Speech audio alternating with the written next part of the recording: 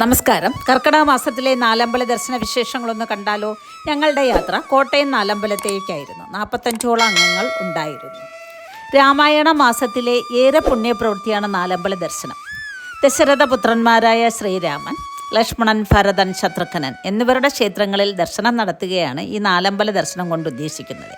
നേത്രായുഗത്തിലെ വൈഷ്ണവ അവതാരങ്ങളായ ശ്രീരാമ, ലക്ഷ്മണ, ഭരത, ശത്രുഘ്നന്മാർ കുടികൊള്ളുന്ന രാമപുരം, കൂടപ്പുലം, അമനക്കര, മേദിരി എന്നീ സ്ഥലങ്ങളിലുള്ള ക്ഷേത്രങ്ങളെയാണ് ഈ നാലമ്പല ദർശനത്തിൽ ഉൾപ്പെടുത്തിയിരിക്കുന്നത്.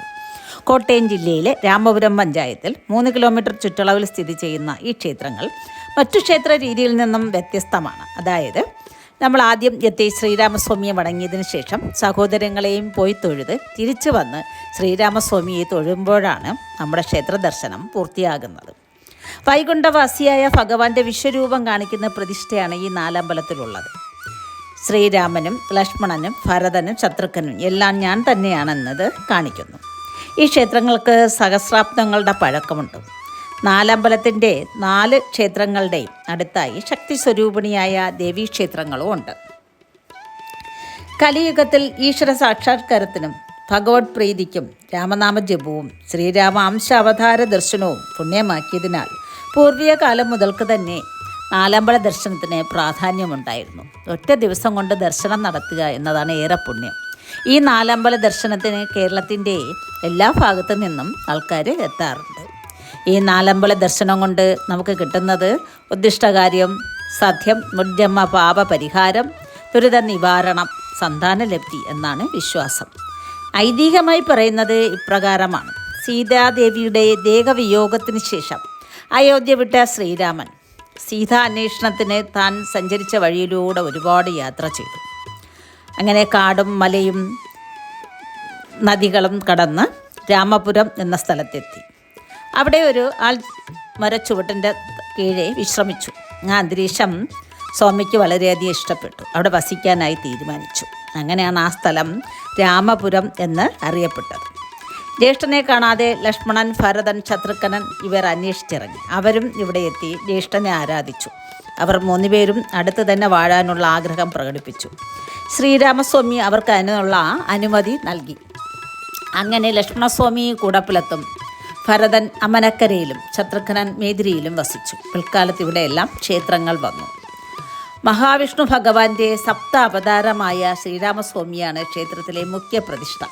കൂടാതെ ഉപദേവതാ പ്രതിഷ്ഠകളായി ശ്രീ ഗണപതി, ശാസ്താവ്, സീതാദേവി, ശ്രീ ഹനുമാൻ, ശ്രീ ഭദ്രകാളി, നാഗദൈവങ്ങൾ, ബ്രഹ്മരക്ഷസ്, യക്ഷി എന്നിവയും കുടികൊള്ളുന്നതാണ്. നിത്യേന 5 പൂജകളും 3 ശീവേലികളുമുണ്ട്. വെള്ളിയിൽ തീർത്ത അമ്പും വില്ലും ഭഗവാന് സമർപ്പിക്കുകയാണ് മുഖ്യ വഴിപാട്. രാമപുരത്ത് നിന്നും 4 കിലോമീറ്റർ മാറി കുടപ്പുലത്തെ ലക്ഷ്മണസ്വാമി ക്ഷേത്രം. അവിടെ ശംഖ്, ചക്രം, ഗദ, പത്മം എന്നിവയാണ് അവിടുത്തെ പ്രധാന വഴിപാട്. ശംഖ് രോഗശമനം, ചക്രം പാപനാശത്തിനും, പത്മം സർവൈശ്വര്യം, ഗദ ദീർഘായുസ്. കൂടപ്പുലത്ത് നിന്നും 5 കിലോമീറ്റർ മാറി ഭരതസ്വാമി ക്ഷേത്രം. കുന്നുകളുടെ ഇടയിൽ താഴ്ന്ന ദിക്കിൽ സ്ഥിതി ചെയ്യുന്നത് കൊണ്ടാണ് അമനക്കര എന്ന പേര് വന്നത്. അമനക്കര എന്ന പേര് ലഭിച്ചത്. അവിടെ ശംഖ് സമർപ്പണമാണ് വഴിപാട്. അമനക്കരയിൽ നിന്ന് 2 കിലോമീറ്റർ ദൂരം മേദിരിയിലേക്ക്. അവിടെയാണ് ശത്രുഘ്ന ക്ഷേത്രം. മേദിരി എന്നാൽ മേൽ തിരിവ് എന്ന വാക്കിൽ നിന്നാണ് മേദിരി എന്ന സ്ഥലം വന്നത്. ശത്രുഘ്നസ്വാമി ക്ഷേത്രത്തിൻ്റെ വലതുവശത്തായി ശ്രീ പോർക്കിലി ക്ഷേത്രവുമുണ്ട്. ശ്രീചക്രമാണ് പ്രധാന വഴിപാട്. ആദ്യം ശത്രുഘ്നസ്വാമിയെ തൊഴുതതിന് ശേഷം വേണം പോർക്കിലി ദേവിയെ തൊഴാൻ. കുട്ടികളെ രോഗങ്ങളിൽ നിന്നും രക്ഷിക്കാനായി തൊട്ടിൽ സമർപ്പണവും നടത്തി വരുന്നുണ്ട്. ഇതാണ് നമ്മൾ അറിയേണ്ട പ്രധാന കാര്യങ്ങൾ നാലമ്പല ദർശനത്തിൽ. ഇതിനു പുറമെ ക്ഷേത്ര ആരാധനയിലെ പ്രദക്ഷിണ തത്വത്തിൻ്റെ പ്രാധാന്യം എടുത്തു പറയേണ്ട ഒന്നാണ്. ക്ഷേത്ര ചുറ്റുമതിലിൻ്റെ പുറത്തുള്ള പ്രദക്ഷിണത്തിൻ്റെ 6 ഇരട്ടി ഗുണം ഈ ഗ്രാമപ്രദക്ഷിണം വഴി കിട്ടും എന്നും വിശ്വാസമുണ്ട്. ബാക്കി നമുക്ക് നേർക്കാഴ്ചയായി കാണാവുന്നതാണ്.